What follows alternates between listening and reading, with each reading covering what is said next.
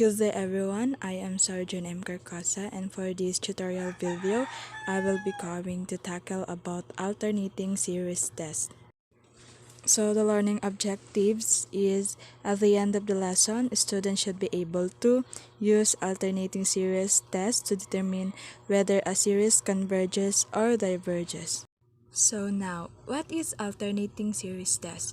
The alternating series test, also known as Leibniz test, is the method used to show that an alternating series is convergent when its terms first decrease in absolute value and second approach zero in the limit. So in order to use the alternating series test, the series must be alternating. In other words, the series are in the form first in this alternating series with the power of n, where the negative 1 raised to n times b sub n, and the second one is the alternating series with power n plus 1, where negative 1 raised to n plus 1 times b sub n. Now, the alternating series test states that if the two following conditions are met, then the alternating series is convergent. For number 1, if the sequence b sub n goes to 0 in the limit of infinity, then the alternating series will be convergent. So the next is if the series of b sub n is in a decreasing sequence, then the series is convergent. So, for example, we have here our series of negative 1 raised to n minus 1 over n. So, by this first series, we can pull the term in the numerator to the side. So, it will become negative 1 n minus 1 times 1 over n. So, this 1 over n here is represented by our b sub n. So gets, so let's now proceed. So this series gets smaller. Why?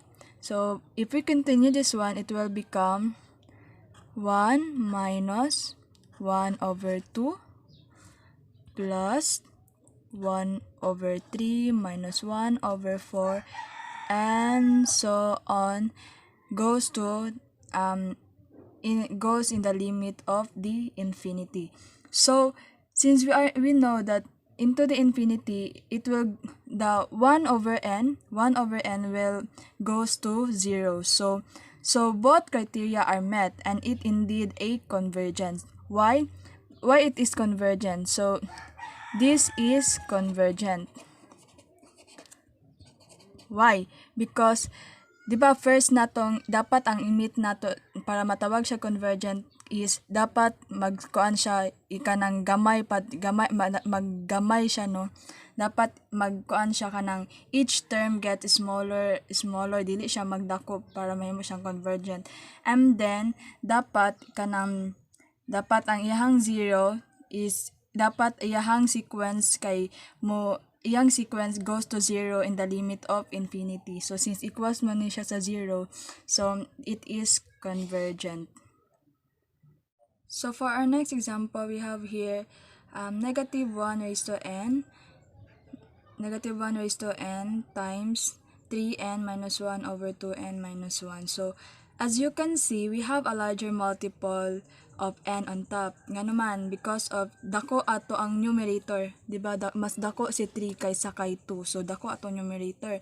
So, as n gets very larger, so the plus and minus minus 1 terms will be negligible. So, the result of this alternative series is siya, negative 2 over 3 plus 5 over 5 minus 8 over 7 plus 11 over 9 minus 14 over 11, and so on. So as you can see, no, gadako siya padulong sa infinity, no.